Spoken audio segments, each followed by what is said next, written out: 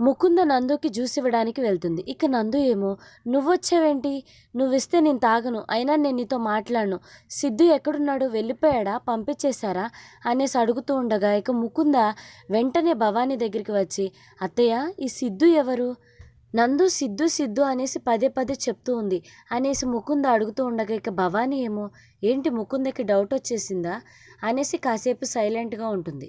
అప్పుడు వెంటనే ముకుంద ఏంటత్తయ్య సైలెంట్గా ఉన్నారు, ఏం మాట్లాడకుండా అని అడిగేసరికి ఇక భవానీ ఏం లేదు, నేను అదే ఆలోచిస్తున్నాను, సిద్ధు అని నందుకి చిన్నప్పటి ఫ్రెండ్, కలిసి ఆడుకునేవాళ్ళు, వాళ్ళ డాడీకి ట్రాన్స్ఫర్ అయిందనేసి ఇక్కడి నుంచి వెళ్ళిపోయారు, తనకి ఏమన్నా పాత జ్ఞాపకాలు గుర్తుకొస్తున్నాయేమో అనేసి కవర్ చేస్తూ ఉంటుందన్నమాట. కృష్ణ నందు విషయాన్ని తలుచుకుని ఏడుస్తూ ఉంటుంది. ఇక అది గమనించిన మురారి కృష్ణ దగ్గరికి వచ్చి ఎందుకు కృష్ణ ఏడుస్తున్నా అనేసి అడుగుతూ ఉండగా ఏసీపీ సార్ నేను ఇప్పుడు చాలా కష్టాల్లో ఉన్నాను, గౌతమ్ సార్ నన్ను ఇంతలా మోసం చేస్తారని నేను ఎప్పుడూ అనుకోలేదు, నా వల్ల మీరు కూడా మాటలు పడాల్సి వస్తుంది, గౌతమ్ సార్ నన్ను నమ్మించి ఇంత ద్రోహం చేయకపోతే ఇంత బాధ వచ్చేది కాదు కదా అనేసి అంటూ ఉంటే ఇక మురారి ఏమో కృష్ణ నువ్వేం బాధపడకు, ఏదో ఒక రోజు నువ్వు నిర్దోషమని తెలుస్తుంది, నువ్వు నందు విషయంలో చేసేదంతా కూడా మంచి అని వాళ్ళంతా కూడా తెలుసుకుంటారు, ఆ రోజు నిన్ను అందరూ అభినందిస్తారు అనేసి ధైర్యం చెప్తూ ఉంటాడు కృష్ణకి. కృష్ణ అన్న మాటల్లో మురారికి కొంచెం తేడా అనేది కనిపిస్తుంది అనమాట.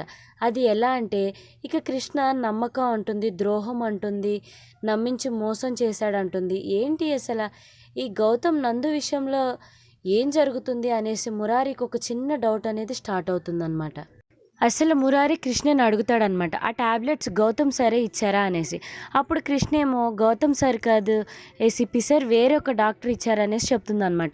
ఎందుకంటే గౌతమ్ కృష్ణకి చెప్పాడు కదా అసలు ఆ ట్యాబ్లెట్స్ అనేవి నేను ఇచ్చాను అనేసి ఇంట్లో చెప్పొద్దని, దానికి కూడా కృష్ణ సరే అనేసి అంటుందన్నమాట.